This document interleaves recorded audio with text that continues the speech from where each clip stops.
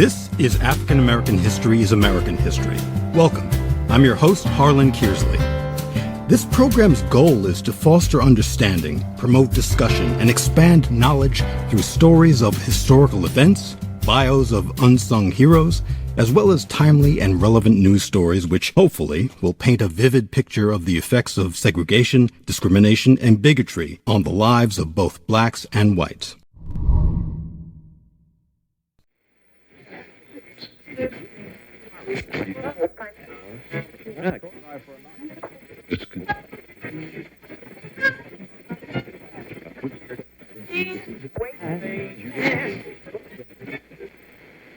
Destination Freedom.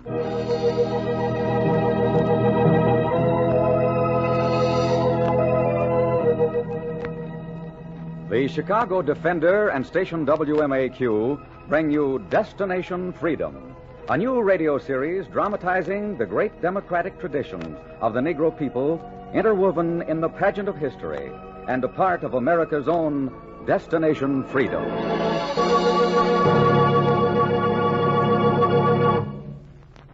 Destination Freedom premiered on June 27th, 1948 on Chicago radio WMAQ. With each program, the show's creator, Richard Durham, inserted as much black history as possible, while maintaining enough drama to keep the stories interesting enough to inspire his audience. From June of 1948 until its cancellation in August of 1950, Destination Freedom was unlike anything else being broadcast over the airwaves at that time. Durham's creation was a precursor to the modern civil rights movement, which would begin in the 1950s. The show helped pave the way for equality. Born September 6, 1917, in Raymond, Mississippi, Richard Durham and his family moved north as part of the Great Migration. In 1923, the Durham family settled in Chicago. Durham learned how to become a radio scriptwriter while working with the Writers Project of the Works Progress Administration, or WPA. Durham briefly attended Northwestern University, and he later became an award-winning investigative reporter for the Chicago Defender. Before the creation of Destination Freedom, he worked on several other radio programs in Chicago, namely Democracy USA, sponsored by the Chicago Defender, and Here Comes Tomorrow, considered to be the first all-black radio soap opera. Durham's vision was to re-educate the radio audience on the image of African American society, which was tainted with ridiculously racist stereotypes, such as Amos and Andy, which was at the time the most listened to program on radio. I agree with you that we ought to do something about the company so that we can make some money. Amos, I was going to make this taxi cab company one of the greatest taxi cab companies the world has ever done note about. I hope you do something with it. One of the first things we got to get is a slogan for the Fresh Air Taxi Cab Company. Something that goes on the end of the name so that everybody will know what we is talking about and what we is trying to do. Oh, I agree with you there. It would be nice if we could get some kind of slogan. I got some written down here, but they ain't right yet. Read me what you got. The Fresh Air Taxi Cab Company of America Incorporated. Now, here's the slogan. Hot or cold, cold or hot. The cab you want is what we got. That ain't bad. That's kind of poetry, ain't it? Yeah, that's poetry. But we ain't got to have poetry, though.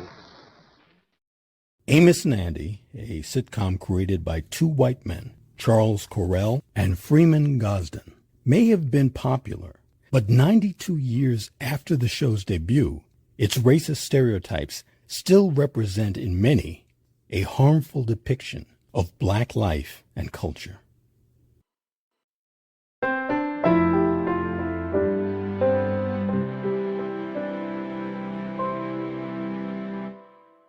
This is African American History is American History. Many white supremacy groups protested Destination Freedom, including the White Knights of Columbus. But week after week, Richard Durham would generate all-out attacks on Southern bias, the Ku Klux Klan, the attitudes of rednecks, and the mentality of the mob. For 2 years straight, Durham wrote script after script for Destination Freedom and asked for nothing in return. In 1950, Durham's financial needs exceeded his push for equality, so he opted to accept an offer by Don Amici to write a vehicle for him. After Durham left, the station quickly changed the show's premise to a white show in order to rival Paul Revere Speaks, which was a popular show at the time. For about 50 years, Destination Freedom was long forgotten, until recently, when some transcripts were found. What made Destination Freedom so important? Durham used the program to feature strong and independent black people. The half-hour scripted program featured profiles on Crispus Attucks, Frederick Douglass, and Denmark Vesey. Order in the court! Denmark Vesey. Yes, Your Honor. You've plotted rebellion against the state that bred you. You set out to slaughter your master and change the state. Before I pass sentence, do you have a word to explain your crimes? I have a word to say. Then speak it. You speak of my crimes. I feel no guilt. I felt to be idle while other men thought to be free was a crime. I was not idle. Others talked. I acted. I'd act again. Oh, Judge, don't listen to that. Order! Order! Is that all you can say to explain your treachery? No. My treachery began when I read the Declaration of Independence. It said all men are created equal. It grew when I read that Black Crispus Attucks died to help the colonies become free. Did he die just to free white men or all men? Then I read what Ben Franklin, Tom Paine, Lafayette, and Jefferson had said, and their words warmed my blood. They wanted their revolution to make all men free and equal. But they stopped with some men free and some men slaves. I took up where they left off. I found my price when I was a slave. I paid it. If my life is the price I pay to be free, take it. I'll pay it. But until all men are free and equal, the revolution goes on.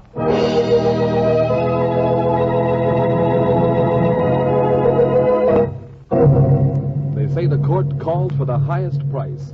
The clerk stopped writing. The hangman's hand tightened, then relaxed. For 2 years, Chicago residents could tune in weekly and be treated to exciting stories that inspired hope and talked of the possibility of freedom. Destination Freedom also featured profiles of prominent antebellum abolitionists, such as William Lloyd Garrison. The series was initially underwritten by the Chicago Defender, but later the Urban League of Chicago provided some financial assistance. Destination Freedom was also significant for portraying black history in a popular medium. Listeners were treated to profiles of Mary Church Terrell and Harriet Tubman, among others. This focus on history was almost unheard of in African American arts, let alone a radio program. There were even programs devoted to black historians such as W.E.B. Du Bois and Carter G. Woodson. Durham attempted to fight the segregation, racism, and prejudice head-on with his powerful messages. the program encountered some studio and audience resistance. WMAQ also had final approval over all scripts and refused to approve a program featuring the story of Nat Turner because of the subject: slave uprisings.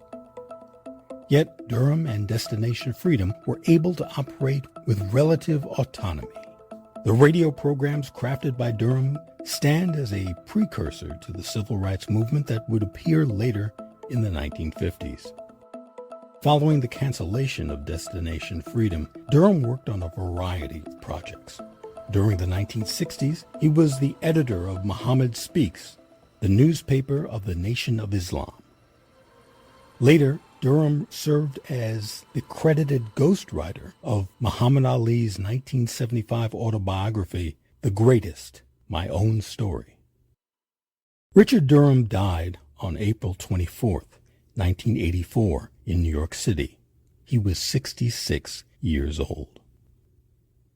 In 2007, Durham was posthumously inducted into the National Radio Hall of Fame.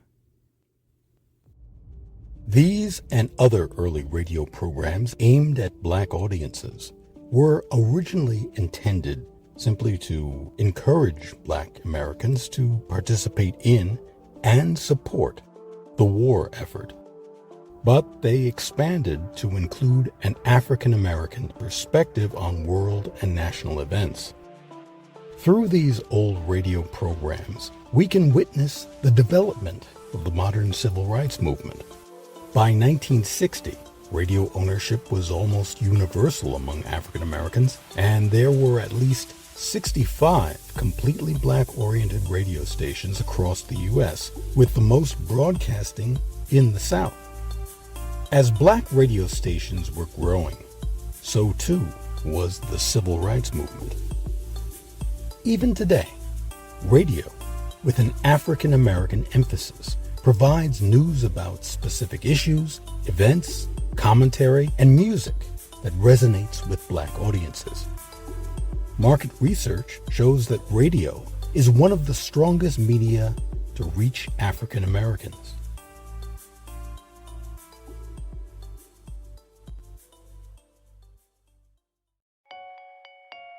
For a more in-depth look at Richard Durham and his work, might I suggest you read the book Word Warrior, Richard Durham, Radio and Freedom, written by Sonia Williams. Ms. Williams is a professor in the Department of Media, Journalism, and Film at Howard University.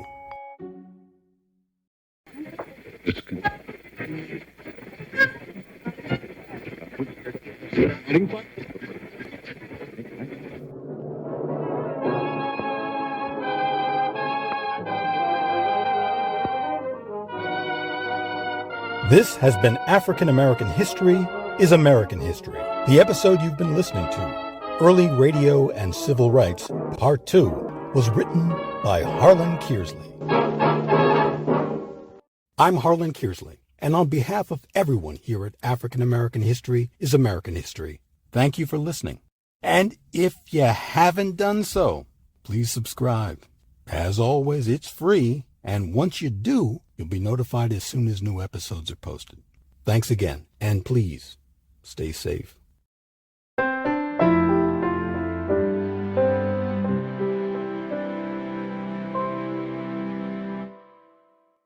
African American History is American History. Copyright H.C. Kearsley, 2022.